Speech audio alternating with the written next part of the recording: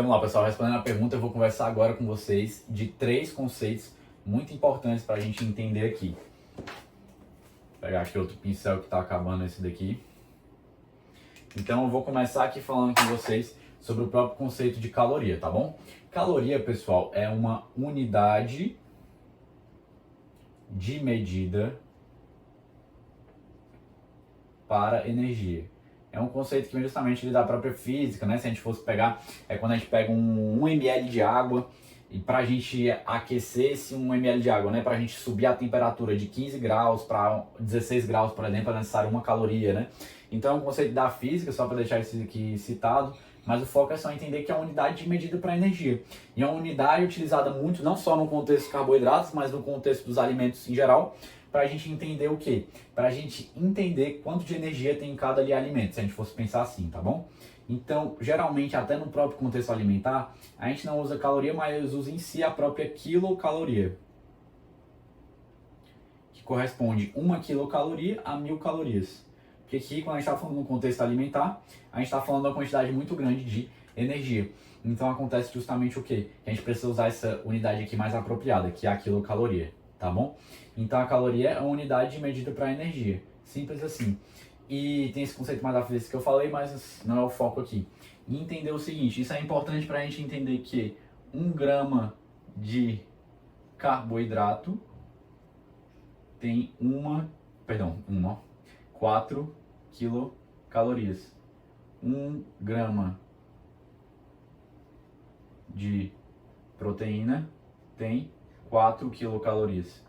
E 1 grama de gordura tem, por sua vez, 9 quilocalorias. Então isso aqui é só para explicar porque que é importante dominar esse conceito de caloria para a gente entender quando estiver falando das outras partes, mas da própria nutrição em si mesmo. E quando a gente está falando agora, indo para outro conceito, de taxa metabólica basal. O que seria isso? Taxa metabólica basal é a quantidade de energia mínima compatível com a vida. Então, digamos que a minha taxa metabólica basal é de 1.600 quilocalorias. Então, eu vou precisar de 1.600 quilocalorias para quê? Para conseguir sustentar a minha vida, né? Então, tem essa quantidade mínima de sustentação da vida. E a taxa metabólica basal vai ser influenciada por vários fatores. Idade, sexo, também a própria quantidade de massa magra, é um dos muito citados pelos autores. Então, quanto mais massa magra uma pessoa tem, maior a sua taxa metabólica basal, porque o músculo precisa de muita energia, né, para conseguir ele subsistir. Então, esse é um conceito que eu queria falar. Queria só esclarecer, que é uma dúvida que eu tinha até no meu próprio segundo semestre, e que depois eu fui compreender melhor, que taxa metabólica basal é diferente de taxa metabólica em repouso.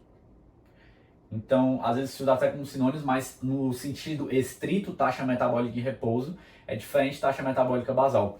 Isso se dá porque acontece o seguinte: a taxa metabólica de repouso ela é cerca de 10 a 20% maior que a taxa metabólica basal.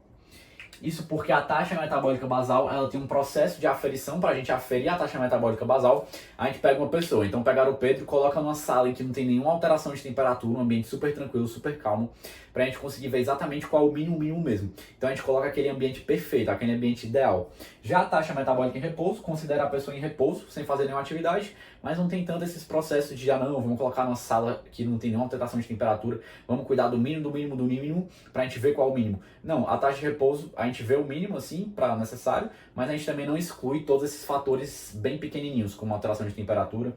Então aqui a taxa metabólica em repouso, por exemplo, considera a energia necessária de ser gasta para manter a temperatura. Já a taxa metabólica basal, por exemplo, não. A gente coloca a pessoa num ambiente que não tem alteração de temperatura.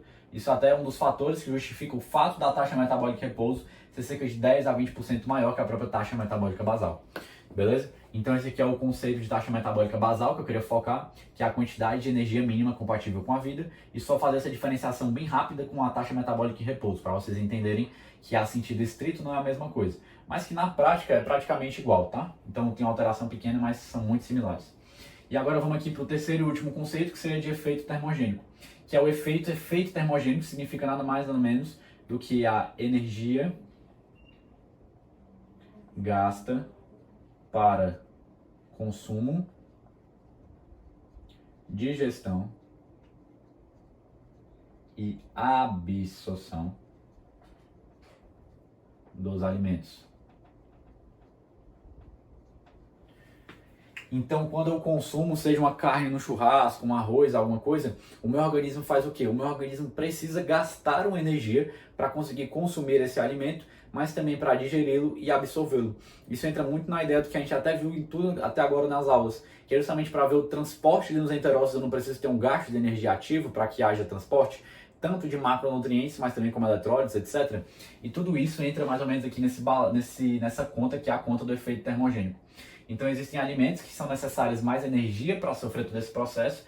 Então aqui a gente já entra na ideia de que diferentes alimentos vão diferenciar os efeitos termogênicos, a quantidade de energia gasta ali para digeri-los, absorvê-los e consumi-los. Então, por exemplo, uma dieta mais rica em proteína tem um efeito termogênico maior, porque é necessário mais energia para conseguir fazer todo esse processo de consumo, digestão e absorção com essas proteínas. Então, isso aqui é só para exemplificar que, a depender da dieta, o efeito termogênico pode ser maior ou menor. E também existem outros compostos, chás, pimenta, outras substâncias que também podem aumentar esse efeito termogênico em relação aos diferentes macro e micronutrientes, tá bom? Então, só para deixar isso aqui citado, que esse conceito de efeito termogênico, que é nada mais ou menos do que a energia gasta para consumo, digestão e absorção dos alimentos. Consumo, digestão e absorção, isso, perfeito. Então, esses são os 3 conceitos que eu queria aqui trabalhar com vocês rapidinho, para a gente deixar isso bem claro.